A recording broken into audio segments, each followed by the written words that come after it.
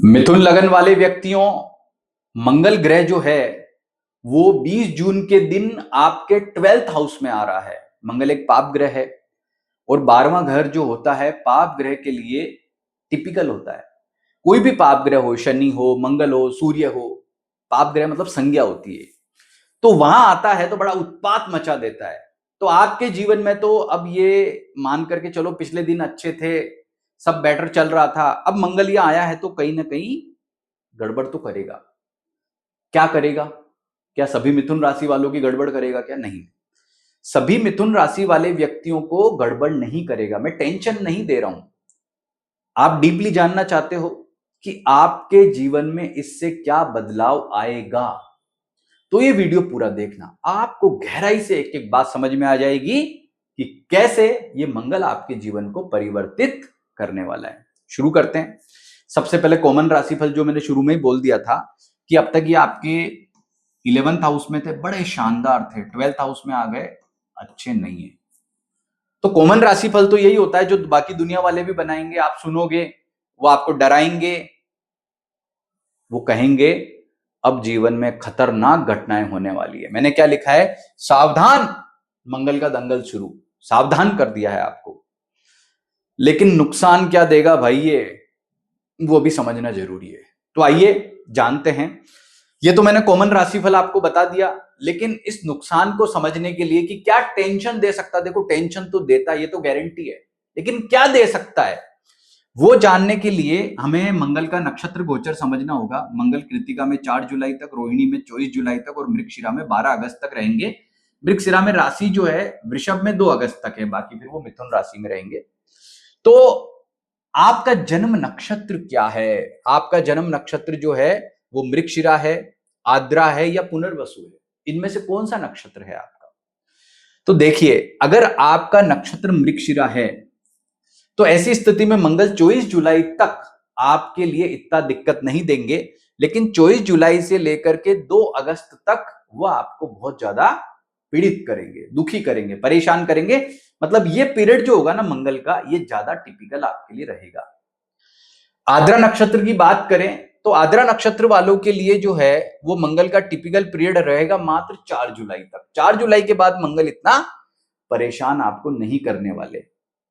फिर बात करते हैं पुनर्वसु नक्षत्र की।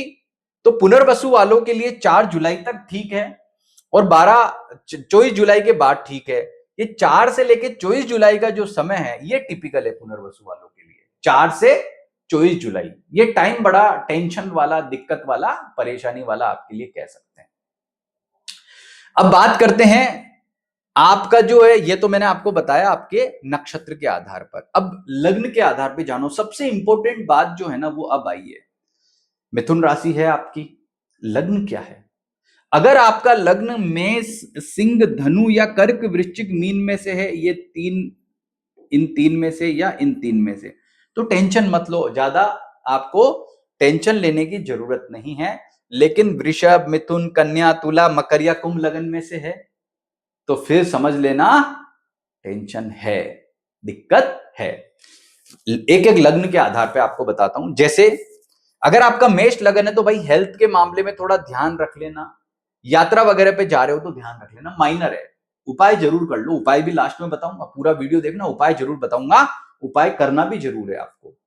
अगर आपका सिंह लगन है तो भाई गाड़ी वगैरह ले रहे हो, कोई प्रॉपर्टी ले रहे हो तो ध्यान रखो, पारिवारिक सुख थोड़ा गड़बड़ हो सकता है, माइनर, ज्यादा चिंता वाला टाइम नहीं है। धनु लगन है तो धनु लगन है तो आपको विद्यार्थी हो तो ध्यान रखो, पढ़ाई लिखाई में कॉन्सेंट्रेट करो, आपको थोड़ा चिंता रह सकता है, खर्चे नियंत्रित रखो, ये ध्यान रखना है। कर्क लगन है तो विद्यार्थी हो तो पढ़ाई में फोकस ज्यादा करो। इसके अतिरिक्त आपके लिए जो है वो जॉब, अब नौकरी पैसा वाले हो तो ध्यान रखो, अपनी नौकरी में फोकस करो, लापरवाही न मत बरतो नौकरी में, नहीं तो बहुत दिक्कत होगी आपको। अगर आपका वृश्चिक लगन है तो हेल्थ के प्रति ध्यान रखो, शत्रुओं से सावधानी रखो, पैसा उधार उधार लेना है तो अभी बचो। और मीन लगन है तो पैसे को जो है ना ऐसे भींच के रखो, खर्च मत, उधार मत दो किसी को, भाग्य प्रभावित है, कर्म पे ज्यादा बिलीव करो। ये मैंने आपको बताया जो पॉजिटिव लग्न है। लेकिन अगर आपका वृषभ लगन है तो भाई वृषभ लगन है ना तो ध्यान रखना, ये आपके खर्चे बेपनाह कर सकता है, वैवाहिक सुख को प्रभावित कर सकता है, व्यापारी होना तो आपके जीवन में उथल पुथल मचा सकता है। मतलब वृषभ लगन वालों के लिए घातक मामला है। उपाय जरूर कर लेना, लास्ट में उपाय बताऊंगा, पूरा सुनना, बीच में ड्रॉप मत करना वीडियो, हटाना मत। कन्या लगन है तो कन्या लगन वालों के लिए जो है वो टेंशन देने वाला, भाइयों से कोई झगड़ा हो गया, विवाद हो गया, टेंशन हो गई, हेल्थ इश्यू हो गया, यात्रा में जा रहे हो समस्या हो गई, उपाय जरूर करना है। मकर लगन है तो मकर लगन वालों के लिए जो है ना वो पारिवारिक सुख में दिक्कत दे सकता है, भूमि विवाद कर सकता है, वाहन वगैरह धीरे चलाना, और व्यापार से संबंधित दिक्कत ना दे दे, ये ध्यान रखना। तुला लगन अगर आपका है तो आपके वैवाहिक सुख को और व्यापार को प्रभावित कर सकता है, आपकी आर्थिक स्थिति को प्रभावित कर सकता है। और अगर आपका मिथुन लगन है तो मिथुन लगन वालों व्यक्तियों के लिए भी जो है वो सबसे अधिक ध्यान रखने वाली बात पता है क्या है? लाभ को प्रभावित करेगा, शत्रु बेवजह जो है आपको पीड़ा, दिक्कत, परेशानी दे सकते हैं। इस बात को विशेष तौर पर आपको ध्यान रखने की जरूरत रहेगी।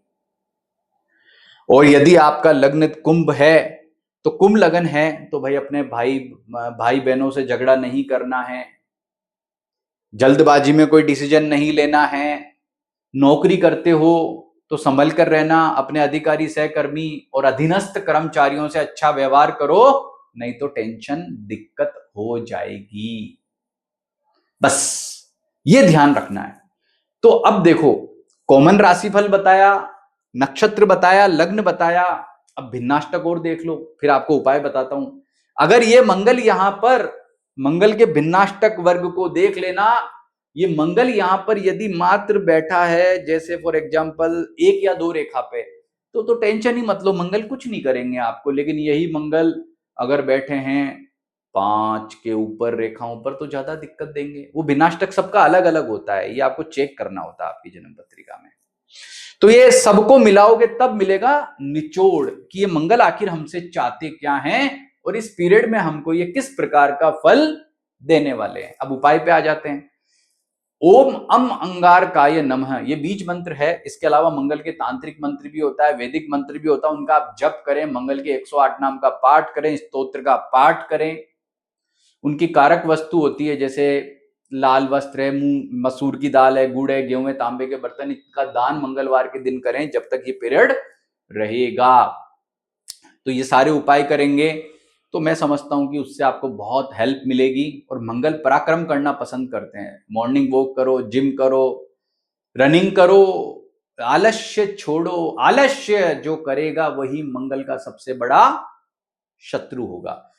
आपको एक बहुत बढ़िया बात बताता हूं कि अगर किसी व्यक्ति का मंगल खराब है तो उसको पता है टाइम से उठना, मेहनत करना, ये कर लो, जिंदगी सेट है। मतलब इतना उपाय भी कर लोगे ना तो उससे आपका जो है मंगल काफी हद तक पॉजिटिव होगा। तो जानकारी कैसी लगी? अच्छी लगी है तो इसे लाइक भी करें, हाइप भी करें, चैनल को सब्सक्राइब भी करें, और फेसबुक पर देख रहे हो फॉलो करना ना भूलें। नमस्ते।